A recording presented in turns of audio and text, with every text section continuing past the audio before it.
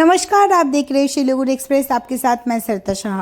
दीघा की बेटी का भारत विजय। केरला में आयोजित योगासन प्रतियोगिता में दीघा की भोगी ब्रह्मपुर प्राथमिक विद्यालय की तीसरी कक्षा की छात्र संपत्ति जाना चैंपियन बनी। अब वो मलेशिया में होने वाली अंतर्राष्ट्रीय प्रतियोगिता में भाग लेगी। गांव लौटने पर जगन्नाथ मंदिर के पास स्थानीय लोगों, शिक्षकों और पड़ोसियों ने उसे मिठाई और आबिर लगाकर सम्मानित किया। विद्यालय की एक और छात्र रिया माइती ने भी पदक जीता। इस उपलब्धि से विद्यालय और गांव में खुशी की लहर है। তোমার নাম কি? রিয়া মাইতি।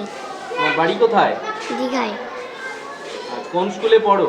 ভোগীবম্মপুর প্রাথমিক বিদ্যালয়। তুমি যোগাতে কি প্রাইজ পেয়েছো এবার? ট্রফি পেয়েছি, মেডেল পেয়েছি, সার্টিফিকেট পেয়েছি। সেকেন্ড হয়েছো? কোথায় খেলা হয়েছিল? কেরালায়। কেরালায় খেলা হয়েছিল। তুমি যোগায় কটা ইভেন্টে করেছো যোগা? কতগুলি যোগা দেখিয়েছিল সেখানে? 7টা। 7টা। তার মধ্যে তুমি সেকেন্ড হয়েছো। কোন স্কুলে পড়ো তুমি? ভোগীবম্মপুর প্রাথমিক বিদ্যালয়। তুমি তার কাছ থেকে যোগা শিখতে না স্কুলেই শেখানো হতো? স্কুলেই শেখানো হতো। স্যারের নাম বিজয় পাল। নাম তোমার নাম? রিয়া মাইতি। তোমার নাম কি? সমাপ্তি জানা।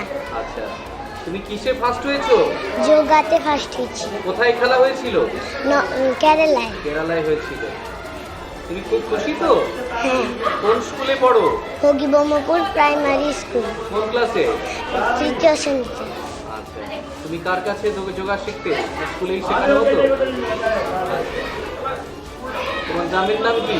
ভোগীবম্মপুর। কোন ক্লাসে পড়ো?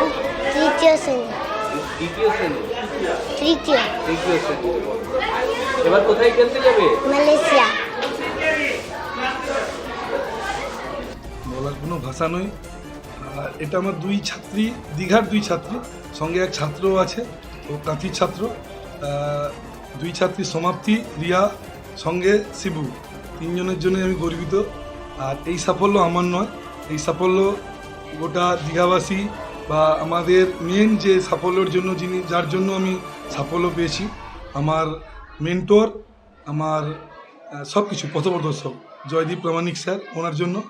আর আমার একটা প্রতিকূলতার সময় চলছিল, সেই সময় আমার পাশে থাকার জন্য ভোগীবম্মপুরের সমস্ত শিক্ষক মণ্ডলী এবং আমার প্রধান শিক্ষক মহাশয় দিলীপ বাবুর কাছে আমি সত্যিকারের কৃতজ্ঞ। ওই সময় যদি ওনারা আমার পাশে না থাকতেন, আজকে হয়তো আমি এই জায়গায় পৌঁছতে পারতাম না। আমার সুখে দুঃখে সবসময় দিলীপবাবুকে আমি পাশে পেয়েছি বা ভোগীবম্মপুরকে আমি পাশে পেয়েছি। আর সবথেকে শেষে যেটা বলবো যে আমার অভিভাবক যারা না থাকলে আজকে এই জায়গাটা আমি যেতে পারতাম না। অনেক কষ্টের পরে অনেক একটা কেরালায় যাওয়া আমাদের মতো মধ্যবিত্ত পরিবারের কতটা কষ্টসাধ্য বা কতটা কষ্টের ব্যাপার, ওটা ওই গার্ডিয়ানরাই জানে বা অভিভাবকরা জানে। ওদের প্রচেষ্টাতেই আজকে এই সাফল্য। আর সবথেকে একটা কথা বলবো, এই যে তিন কৃতি ছাত্রছাত্রী, আমি হয়তো শিক্ষক, কিন্তু একসময় আমি ভেঙে পড়েছিলাম এদের নিয়ে যে হয়তো আমি পারবো না। কিন্তু সেই সময় আমার সহযোদ্ধা পাপিয়া ম্যাডাম বা পাপিয়া পণ্ডা, যিনি সবসময় আমার পাশে থেকেছেন, উনি নিজের কাঁধে দায়িত্ব নিয়েছিলেন যে ওদের সাফল্য আমি নিয়ে আসবো, তুমি শুধু সাথে থাকো, এই কথা আমাকে বলেছিল। আজকের এই সাফল্য ওর নিজের সাফল্য, এটা আমার সাফল্য নয়, স্কুলের সাফল্য, দিলীপবাবুর সাফল্য আর ওর সাফল্য। যেখানে আপনি বলছিলেন যে কেরালায় যাচ্ছে, সেখানে একটা আর্থিক খরচের ব্যাপার আছে, আগামী দিনে আবার মালয়েশিয়া যাচ্ছে, আপনার ফেডারেশনকে বা কোনো সংস্থাকে কি জানিয়েছেন? হ্যাঁ, আমাদের ফেডারেশন যেখান থেকে আমাদের কম্পিটিশন হয়েছে, ডব্লিউপিএফের যিনি গৌরাঙ্গবাবু আছেন, যিনি স্টেট প্রেসিডেন্ট, এবং যিনি আমাদের সেক্রেটারি আছেন স্টেটের প্রসাদ বাবু, ওনাদের সাথে অলরেডি কথা হয়েছে, কাল আমাদের মিটিং হয়েছে। ওনারা স্পন্সরশিপের ব্যবস্থাও করছেন। আর ওনারা ওদেরকে কথা হয়েছে যে ওনাদেরকে শিক্ষক দিবসের পরে পরে একটা সম্বর্ধনা অনুষ্ঠানও হবে। তো তা বাদেও ওনারা স্পন্সরশিপের জন্য ডিএম অফিসে কথা বলেছেন। প্রসাদবাবু আমাদেরকে একদিন দেখা করতে বলেছেন ডিএম অফিসে। তো এইভাবে আমরা আমাদের কিছু লোকাল নেতাদের কাছেও যাব, আমাদের ওইভাবে স্পন্সরশিপের জন্য আমরা চেষ্টা করছি। যাতে কবে খেলা হচ্ছে? মালয়েশিয়া অক্টোবরের 12 এবং 13 তারিখ, সরি 12, 13 নয়, 13 এবং 16, 13 থেকে 16। সিলেকশনটা স্যার কীভাবে হয়েছিল মূলতভাবে? সিলেকশানে প্রথমে নবদ্বীপে আমাদের স্টেট সিলেকশন হয়, ওখান থেকে আমার কিছু ছাত্রছাত্রীরা সিলেক্টেড হন। তারপরে আমরা গেছিলাম কেরালাতে, ওখানে আমরা ন্যাশনাল খেলি। ন্যাশনালে ওরা ওয়েস্ট বেঙ্গলের হয়ে প্রতিনিধিত্ব করেছিল, ওখানে আমার সমাপ্তি প্রথম স্থান, রিয়া দ্বিতীয় স্থান এবং শিবু তৃতীয় স্থান অর্জন করেছে। ওরা এবার ভারতের হয়ে খেলতে যাচ্ছে মালয়েশিয়া। সেখানে কতজন প্রতিযোগী ছিল স্যার? বিভিন্ন ইভেন্টে বিভিন্ন রকম, কোনো ইভেন্টে 45 জন, কোনো ইভেন্টে 50 জন, কোনো ইভেন্টে 90 জন। এরা কি কত মানে কোন বিভাগে, এরা জুনিয়র বিভাগ? আচ্ছা, ওরা হচ্ছে সাব জুনিয়র বিভাগে গার্লস প্রথম সমাপ্তি স্বর্ণপদক, দ্বিতীয় রিয়া রৌপ্যপদক এবং বয়েজ বিভাগে শিবু সিট তৃতীয় ব্রোঞ্জ পদক জয়লাভ করেছে। ধর্মতলায় ধুন্ধুমার কাণ্ড। আইএসএফ বিধায়ক নওশাদ সিদ্দিকীর নেতৃত্বে বিক্ষোভ চলছিল, সেখানে সেই বিক্ষোভ হঠাতে গেলেই পুলিশের সঙ্গে প্রবল ধস্তাধস্তি শুরু হয় আইএসএফ কর্মীদের।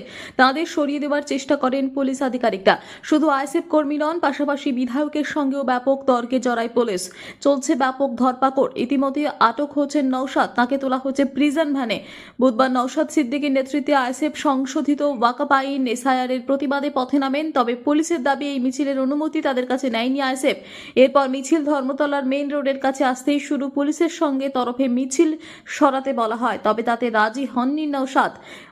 পুলিশ আটকেই ব্যাপক ধরপাকড় শুরু করে। তারপর আইএসএফ কর্মীরা ওয়াই চ্যানেলে বসে পড়ে ধর্নায়।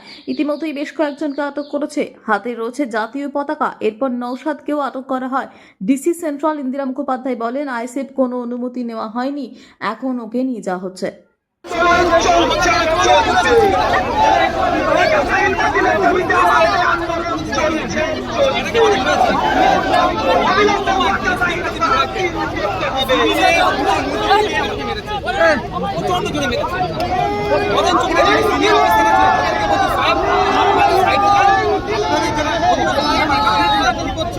সাহেবদের চোট হয়ে যেতে পারে, তাদের সম্মান রাখতে, তার পরিবর্তে কি আমি পেলাম পুলিশি বাধা কেন? নওশাদ কথা বলছিলাম আপনি কি ভিডিও করছেন?